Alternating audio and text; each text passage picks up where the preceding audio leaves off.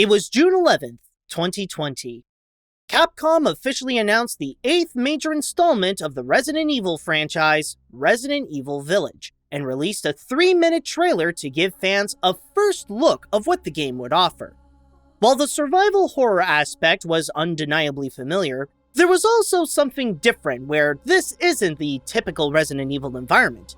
You're not trying to escape the Umbrella Corporation's failed experiments and shooting down zombies that are in your way, confronting Albert Wesker, or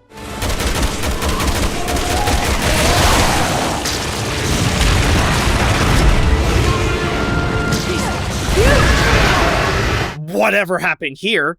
Oh boy. Instead, the game puts you in what seems to be like a dark fairy tale.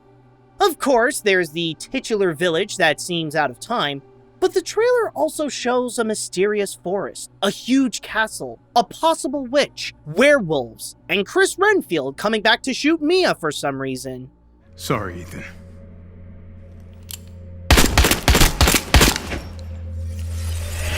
Why? It certainly did the job to hype people up for the game. But there was something else that grabbed their attention. Debatably, much more than the fact that a new Resident Evil game was coming. After the 2-minute mark, the trailer showed a scene where the camera is looking up at a particular woman with 3 girls in black robes. She was tall, dressed in white with a large black sun hat, and had this presence of elegance with a hint of charm and intimidation. Some were curious to wonder who was that mysterious woman.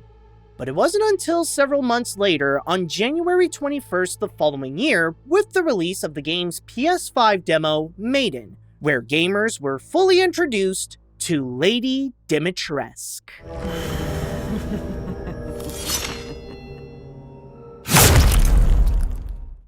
I must say that there is something that's just so fascinating about Lady Dimitrescu. Yes, there are the, obvious reasons, but I mean more by her cultural impact. In recent years, I don't think there ever was someone who was simply meant to be just one of the first bosses in a game become such a phenomenon. In fact, I'd even say that she was one of the biggest highlights of 2021, where she stole the hearts of millions online. It's not hard to imagine how she was once a favorite subject of fan art and cosplays, which I'll admit that I did an art piece myself, and become the #1 waifu of many gamers. You are so kind to me, darling. Now, let's take a look at him. Look at me. Wow. To hell with the ceremony! It's the hips for me. Ooh, kinda into it. You'll be sliced to ribbons Good idea. before you ever Cut my hand off so only you can jack me off.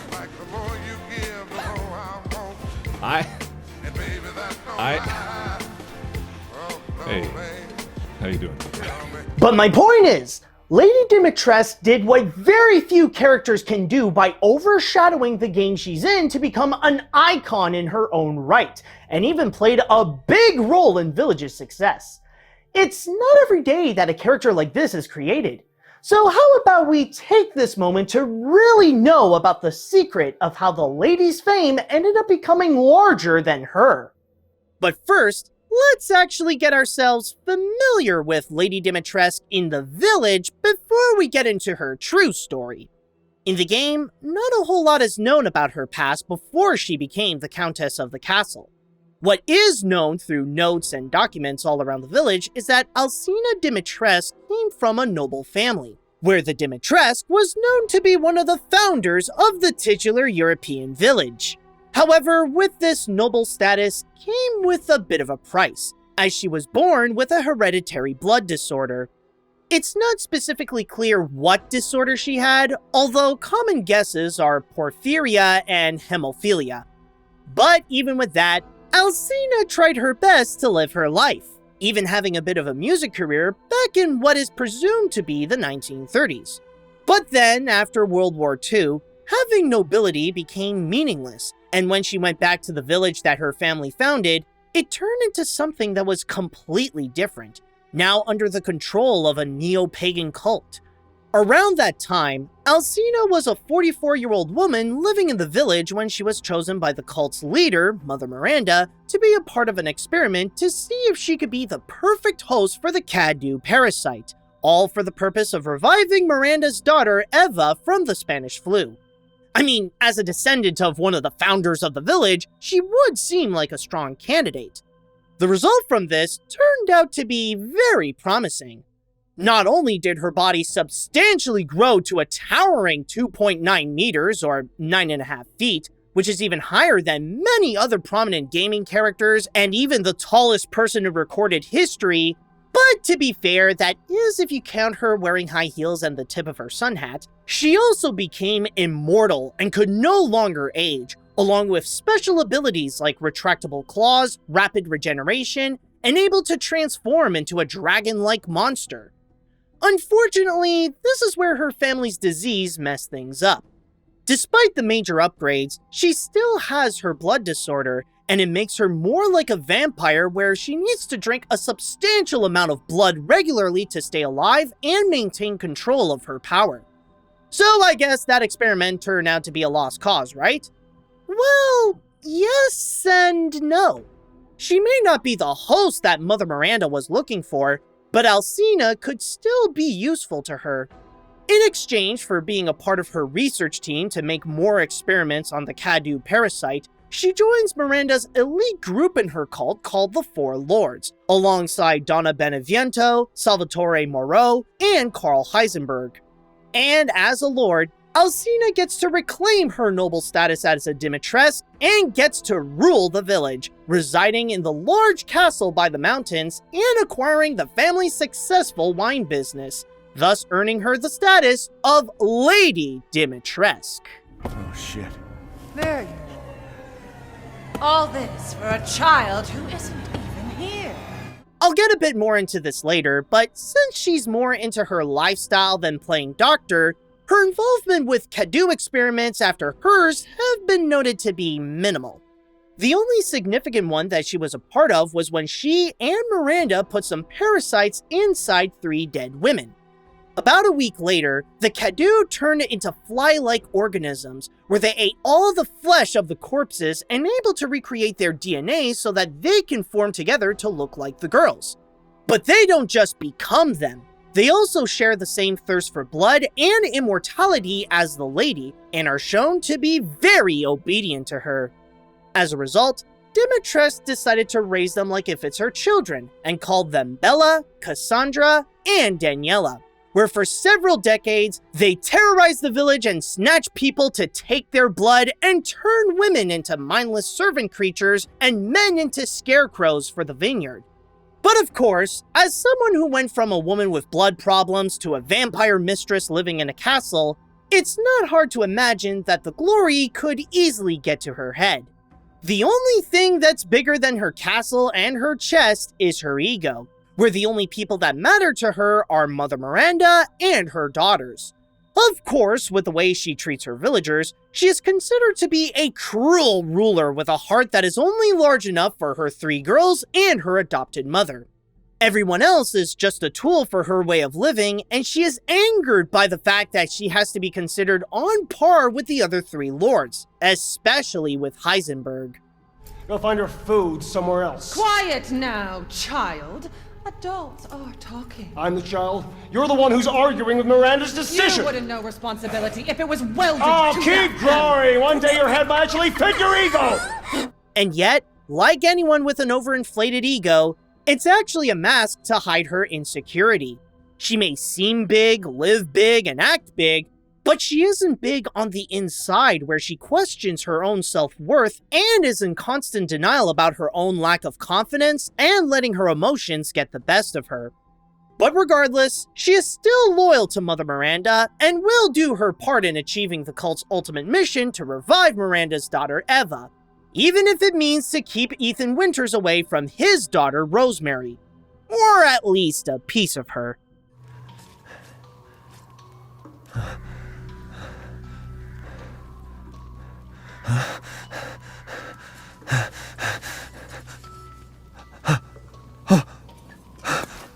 But that's that's just what the narrative explains us about her.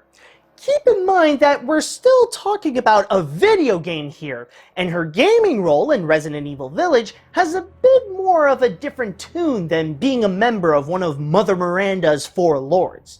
Yes, outside of the Cadu experiment, she is meant to give Resident Evil something that they've never had since Ada Wong: a femme fatale. Created by the game's director Morimasa Sato and art director Tomonori Takano, one of their goals with the 8th installment was to give it a similar feel to Resident Evil 4 and Resident Evil 7 Biohazard, where they start by creating standout characters and build the world around them from there.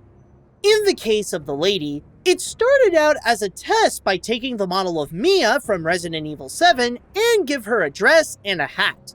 The result was not as scary as they wanted, but one small change actually did the trick. They made the character intimidatingly big, and then after drawing the first concept art of her where she lowers herself to go through a doorway, that's when they knew that they got their first prominent villain. As for her notable fashion sense, they didn't want to just show her off as another typical goth vampire lady. Instead, they went with a 1930s style to give a modern twist to the gothic aesthetic, but still look like she fits in her castle surroundings. But of course, like all women, looks are only a fraction of what makes a true lady. The inspiration for Lady Dimitrescu comes from 3 different ladies from 3 different fields. First, there is history with Countess Elizabeth Bathory, the prolific serial killer nicknamed the Blood Countess, who tortured and killed hundreds of teenage girls purely for lustful glee, yet treated her own children, including 3 daughters, quite well. Next, there's mythology with the Japanese urban legend Hashaku-sama, an 8-foot spirit with a white dress and a sun hat who lures young people, and whenever she likes a certain someone, that person ends up dead not long after. And finally, there's pop culture with Angelica Houston in her role as Morticia Addams in the 1991 Addams Family movie. We gladly feast on those who would subdue us. Not just pretty words. Also, as ruthless as she could be towards others, she did at one point had a lot of love to spare. In fact, her castle was originally filled with around 100 girls that were supposed to be her daughters, and she would take care of every single one of them. However, that turned out to be too much love to spare, down to the point where it would break the pacing and even the game itself with a lot of errors. So in the end, they settled with giving her 3 daughters with 3 different flavors of insanity. Man blood. You've ruined the hunt! So you finally came to see me. Everyone falls for me. As for the real women who brought Dimitrescu to life, her appearance came from models Helena Mankowska for the face and Clea for her body, and her voice is from an unexpected source that came by at the perfect time. Trained in musical theater, Maggie Robertson just moved to Los Angeles when she auditioned for the role. She didn't really know much about Resident Evil and didn't expect to immediately work after settling in her new home, but as fate would have it, she managed to land her first video game role where she both voiced and provided the motion capture to give a multi-award-winning performance that is even larger than herself. Training has been a major focus of mine, and I've worked very hard to make sure that I am making myself the best actor that I can be and constantly pushing myself and learning and exploring and doing new things. And so that's, I think, is so important. If you're trying to be an actor, you've got to train, you've got to always be working on your craft. It's so, so important.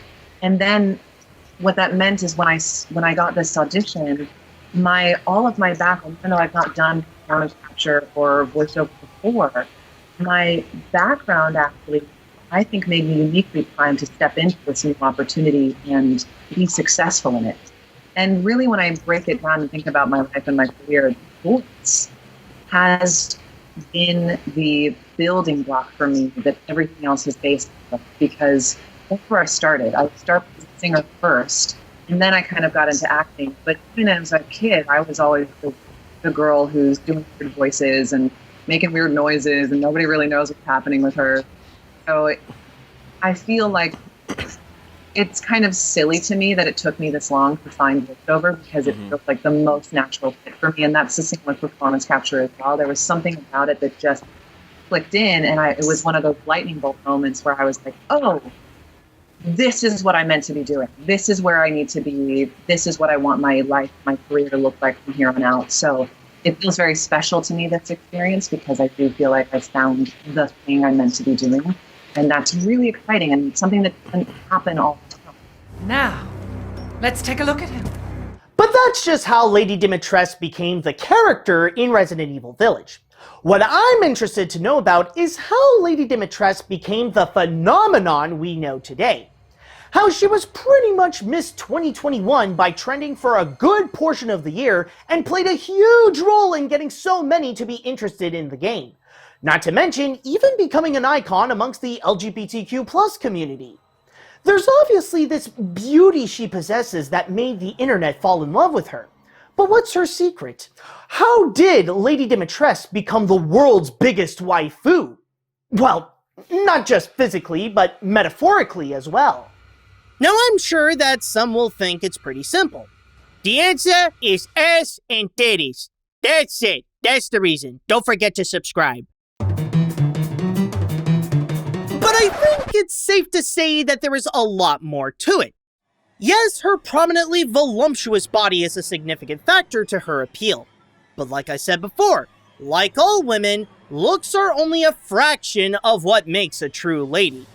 Maybe the developers didn't realize it when they created her, but Lady Dimitrescu is the ultimate dominant woman. A checklist of many fetishes that revolve around the idea that someone like her is in charge. The fact is, when it comes to sexuality, nobody is really just one thing. They don't just stick with being a dominant or a submissive every time their libido rises up. There are times when people want to take the leading role, but at the same time, the idea of taking commands and letting their partner have power over them can also be something that is very alluring.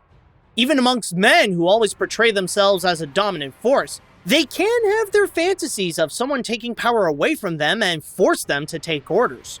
According to erotica writer and former dominatrix Gemma Glitter, she states, people like being scared. People like feeling helpless. For a lot of people, especially who has submissive desires and desires to be more passive, there is a thrill that comes with being under the control of others. The idea that someone is going to take control, tell you what the f to do, tell you that you're going to f***ing like it, is this release of being able to sink away from this anxiety of needing to be in control. Just by Dimitrescu's sheer size alone at 9.5 feet, she can look down at literally anyone and really get the necrophiliacs going. Not to mention, with that size, she's also ideal to get the maximum amount of pleasure to get roughed up by her. Which is probably why a lot of posts were made of people dreaming that she would either trample, sit, choke them, and more. And I will break you! Go ahead, do your worst. That's some respectable power right there. I'd also add that her vampiric attributes also play a role in that dominant force. The fact that she has these supernatural powers where she can kill you in an instant if she chooses, and is virtually unstoppable, can end up leaving the person to have no choice but to do as they're told, or else they won't live long enough to obey her next order. And considering the way she rules the castle and how she goes after Ethan, I'm sure there are plenty who enjoy the way that she shows no mercy. Okay, a little gross. Very gross. Listen, this is not a sexual thing, this is about power, right? I just want to be very clear. You know, making this really did remind me of how Markiplier was such a simp to the lady. I am happy. But I understand that not everyone is into that forceful domination. And that's perfectly fine. Pain and pleasure don't have to always mix. And for some that wish for a more peaceful and loving Dimitrescu, that actually is possible. Keep in mind that being dominant doesn't always mean to be rough and aggressive towards your partner. This whole dom and sub thing is about the exchange of power, and there are ways that you can be pacifistic and caring while taking orders. You know those role plays when people take on either a mother or a father role, or stepmom and stepdad for that matter? Lady Dimitrescu can logically take on that role. This is a side to her that I'd like to call Mommy Dimitrescu. You remember how she treats her daughters compared to Ethan? With them, she shows a much sweeter side where she actually gives the girls compliments and is willing to share blood with them. Mother, I bring you fresh prey. You are so kind to me, daughters. But later, well, there will be enough for everyone. There is this true sense of genuineness where family is important to her, and she is capable of love. I mean, there was true anger that showed when Ethan killed off the daughters. Dare you talk about saving your daughter when you murdered mine! For those who like a tall mommy, she fits the criteria perfectly. Sure, it's still uncomfortable that she still has that thirst for blood, but this is a woman that some have dreamed to be on her good side. Oh, be careful what you wish for, Ethan Winters. But of course, you don't have to be horny in order to see the lady's appeal. This is especially the case with some of the more hardcore fans, who are often found to be members of the LGBTQ+ community. In a way, Lady Dimitrescu can be perceived as a monster, and like most monsters in classic stories, they're portrayed as misunderstood beings, shunned by the public for being different and don't fit in the natural order. That alone should be self-explanatory why the community loves these types of characters. Another aspect that they adore from Dimitrescu is her obsession with her femininity. While not an official source of inspiration, many have compared her to Carmilla from the 1872 novel of the same name. Not just because of how they're both vampires, but how they have this strong love for women to the point that the lady could be bi or a lesbian. Think about it. The castle is surrounded with decor of erotic women. She only wants female servants, has a full-on hatred for men. The way she dresses up like Mae West and even puts on makeup to be ready for a fight. And even the piano puzzle makes you play Paolo Tosti's Sogno, a song about the yearning and love for another woman. The way she embraces her womanhood, her own identity, and the love of her own gender is what makes her a role model amongst the LGBTQ+ community, especially for members who are trans. Maybe a very twisted role model, but still worth looking up to. Oh, and did I forget to mention that Maggie Robertson and other Resident Evil Village actors are also supporters of gay rights? Here in House Dimitrescu, we support gay rights. And if you don't... those are the claws. You'll be sliced to ribbons! Amazing. Thank you. Chat, don't say I never did nothing for you. Don't say Heisenberg just wants to say, yeah, sure, gay rights. Yeah. Heisenberg, this moment isn't about you. But we are just talking about a video game character after all. I'm sure that there are plenty of other ways that people fantasize her that I haven't even touched upon. Heck, I haven't even talked about the beauty of the daughters, and I know that they got their own fan base too. Sure, they're a bit on the, insane side, but then again, sometimes a wild girl, or wild girls in this case, can be pretty fun. But the point is, whether it be from her sex appeal as the ideal dominating countess, her charisma as the elegant member of the Four Lords, or even being relatable to those who are seen as different, Lady Dimitrescu is a true example of never knowing what you'll create that will become more popular than you could ever imagine. I mean, this is a character that was meant to be a first-level boss, and yet she ended up becoming debatably more popular than the game itself. And not just any game, but a game from a big-name franchise. And even I have to confess that I fell for it too, and I had her, and, well, still do, among my list of waifus. I mean, what can I say? She's a dream girl.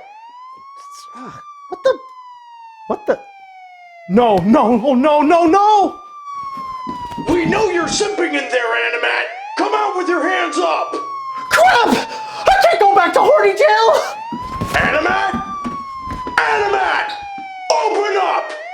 We have you surrounded! I swear we will take action if we hear you again call that tall vampire lady mommy!